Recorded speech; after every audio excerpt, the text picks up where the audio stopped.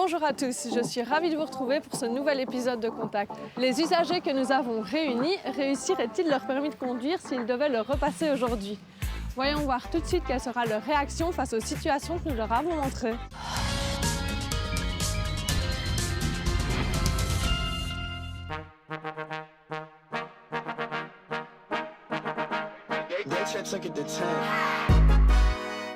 Que faire quand on tombe sur une route bloquée ou une déviation inattendue?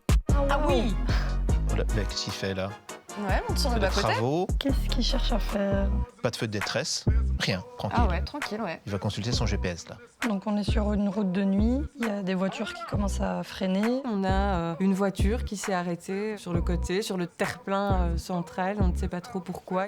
Il veut prendre le bus dans l'autre sens, on sait quoi le projet? C'est une voiture tout-terrain. Quand on est dans une situation comme ça, avec une zone de travaux et qu'on doit s'arrêter, comment on fait? Le conducteur de la voiture de devant a eu un bon réflexe de freiner pas trop sec. Première chose, on ralentit et surtout on respecte la signalisation. Exactement, et je pense que les feux de détresse sont vraiment requis dans cette situation, surtout en pleine nuit. Pourquoi celui-là s'est arrêté? Donc comment tu réagirais toi si tu te retrouves en zone de travaux un peu perdu? Moi, en pleine nuit comme ça me paniquerait un peu, mais j'essaierais au moins d'aller me mettre sur une bande d'arrêt d'urgence un peu plus loin. Je ne m'arrête pas au moment où je ne sais plus où aller, quitte à faire quelques kilomètres de détour. Il aurait mieux fallu réfléchir un petit peu avant.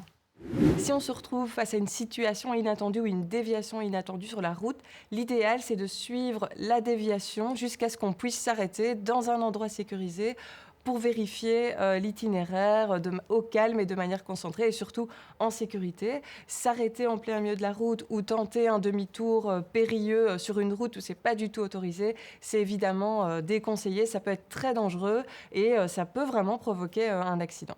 Sur la route, il faut vraiment éviter tous les types de distractions, le téléphone évidemment, mais commencer à régler son GPS en roulant, ça peut aussi être dangereux puisque ça détourne notre attention de la route, donc il faut vraiment le faire avant de partir.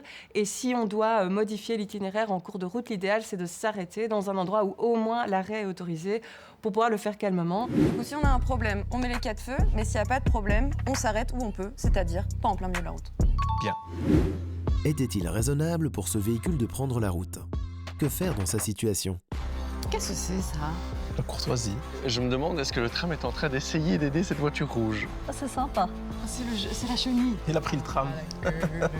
Là, c'est complètement surréaliste. Le tram doit pousser la voiture pour qu'elle arrive à avancer sur la neige. La voiture, elle a 4 feux clignotants. Peut-être que le tram dépanne la voiture. J'espère qu'il a pris son ticket. Hein. Tu penses quand même que c'est raisonnable de sortir pour la voiture rouge quand il y a des intempéries comme ça? D'un côté, la voiture, elle est tombée en panne. On ne peut pas lui reprocher de tomber en panne. Mais le véhicule peut être sanctionné parce que peut-être il n'a pas pris ses précautions.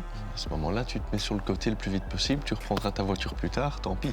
Est-ce qu'il a respecté le signe « mettez vos chaînes avant de monter » Alors oui, il n'y a pas beaucoup de jours de neige en Belgique, mais quand c'est le cas, on ne peut pas utiliser son véhicule sans être équipé de pneus neige ou de pneus 4 saisons, ou alors on laisse sa voiture au garage et on se débrouille autrement en prenant les transports en commun ou en postposant son déplacement. Si vraiment je dois prendre ma voiture, je dois vérifier qu'elle est correctement équipée pour pouvoir affronter ces conditions météo et ne pas mettre en danger tous les autres usagers par manque de maîtrise sur la route. Mais la prochaine fois, il prend son sac de sel avec lui. Ah, il faut bien. Hein. Ou alors il prend les bons pneus. Les bons pneus et le tram.